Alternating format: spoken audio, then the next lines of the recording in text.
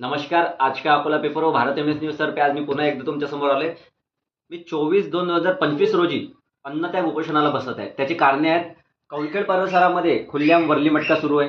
त्यानंतर Malkapur railway gate जवळ तिथे पण खुल्लेआम वरली मटका सुरू आहे. त्यानंतर जुना आरटीओ रोडवरती पण खुल्ला वरली मटका सुरू आहे आणि त्यानंतर चांदूरमध्ये पण खुल्लेआम वरली मटक्यात धंदे सुरू आहेत.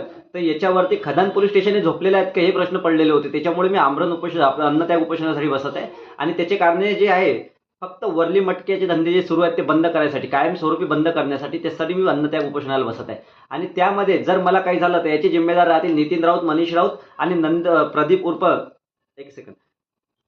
प्रदीप उर्फ कोंडेकर उर्फ बबलू यादव हे राहतील. आणि पोलीस प्रशासन, सर्वात पहिले पोलीस प्रशासन राहणार, कारण पूर्ण सहकार्य करणारे जे आहेत खदान पोलीस चौकीमध्ये जे कार्यरत आहे काही कर्मचारी, ज्यांनी म्हटलं होतं की पत्रकार चिल्लर आहे आणि काही फरक पडत नाही, तर ते लोक कारणीभूत राहतील.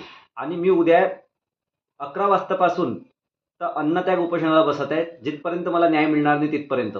आता बघा, मी त्यांचे फोटो पण टाकत आहे, जे दीपक राऊत, मनीष राऊत जे आहेत त्यांचे फोटो पण टाकत आहे, यांचे राहण्याचा पत्ता पण टाकत आहे, पूर्ण मी डिटेल्समध्ये यांची टाकत आहे डिटेल्स. पण माहिती आहे का, यांना वाचवायचं कारण काय आहे? पोलीस प्रशासनाकडे यांना वाचवायचं कारण काय? आतापर्यंत मी सीएमला पण भेटून आलो, पीएमला पण लेटर देऊन आलो, मी नरेंद्र मोदी साहेबांना पण लेटर पाठवलं, मी ईमेलद्वारे पाठवलेलं आहे. आणि पीएम साहेबाच्या ऑफिसला जाऊन स्वतः जाऊन मुख्यमंत्र्यांसाहेबांना साहेबांना भेटून तिथे मी लेटर देऊन आलेलं आहे.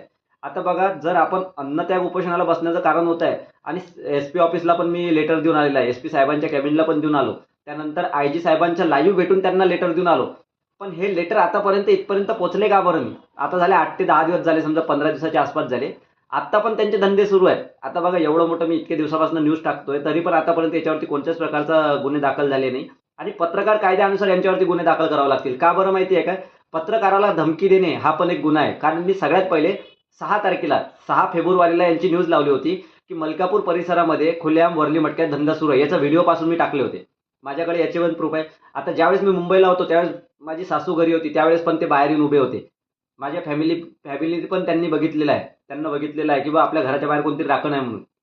आता बघा, हे जे कारण आहे, हे कारण याच्यामुळे सांगतो मी सगळ्यांना की मी जर उद्या उपोषणाला बसलो, मला जर काही झाले तर याचे जिम्मेदार पोलीस प्रशासन आणि प्रदीप कोंडेकर, त्यानंतर दीपक राऊत आणि मनीष राऊत हे राहतील. यासाठी मी आज तुमच्याकडे व्हिडिओ सादर करतोय. धन्यवाद.